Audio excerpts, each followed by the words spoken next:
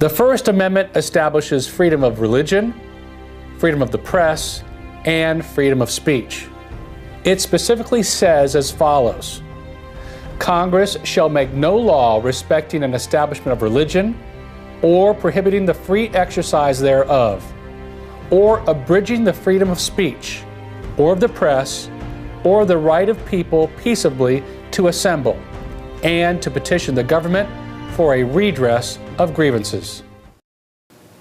The First Amendment can be categorized into 5 different areas. And it's important to know how these areas affect our lives and what it means to us today. From our early American history classes as youngsters, we learned that the early colonists left England to come to America in order to have freedom of religion. Well, freedom of religion in the First Amendment establishes that we can go to any church we want, any synagogue we want, any mosque we want.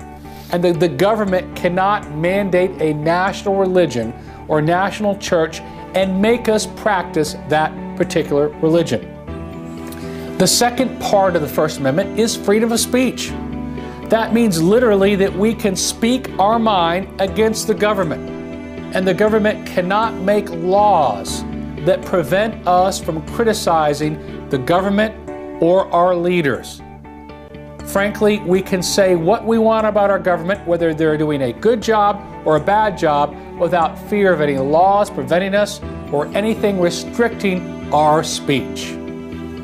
The third part of the First Amendment is freedom of the press. That means that the government cannot control the press and control what we hear or see or read. In fact, we can get our news or information from multiple sources.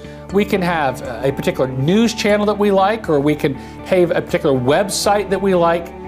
And that news or that information from the free press, that means not under the thumb of the government, that we can get information freely from multiple sources, listen to what we want, and if we don't like what the press is saying, that we can write a letter to the editor and get that printed. Or we can pass out leaflets or flyers, or we can create our own web page and state our ideas or our beliefs.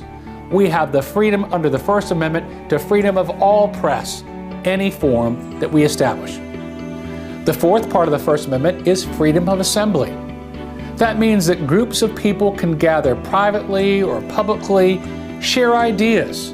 It can be a social group, it can be a political group, it can be a religious group. And the First Amendment allows them to assemble and share ideas. They can be for the government, they can be against the government, and the First Amendment grants their freedom to assemble.